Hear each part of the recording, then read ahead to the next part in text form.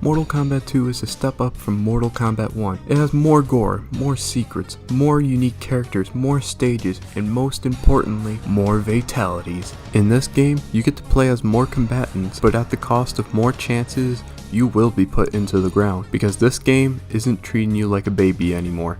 And at this point where combos do have a playable function in the game, it's hard to pull them off when the opponent's more of a wrestler than a fighter. Now, this game isn't too bad. In its defense, it's a much faster game than Mortal Kombat 1. And in this game, pulling off fatalities is hard, but so satisfying in a way of accomplishment, like a secret that is hard to find. There is another way you can finish the match, which is by doing a friendship. This is much harder than, say, a fatality because you have to be mid-range from the opponent to perform it. I like a lot of them. If you asked me which one I like, I wouldn't know because all of them are great.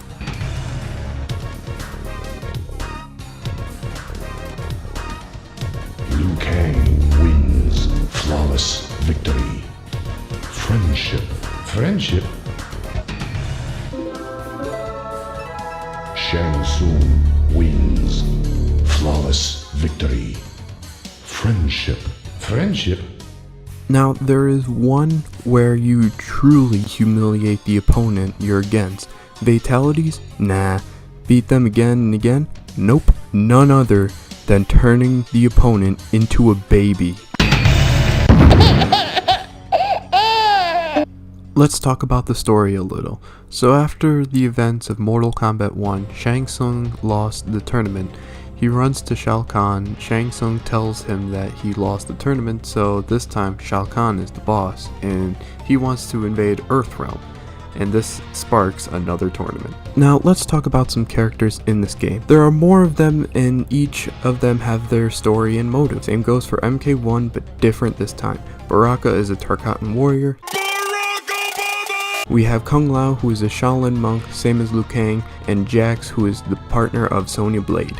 Let's look into Shao Kahn. He is the hardest boss in the game. He is no stranger to cheap moves. He will taunt you in the middle of the fight, and the only way to beat him is by learning his moves. This also goes for Kentaro. He is the furry version of Goro, and yes, I know he's not a furry, but he is a cat-like version of Goro. He has a stomp that will crush you if you're not careful. He has some projectiles, but rarely pulls them off. What makes him different is his texture and his moveset in this game.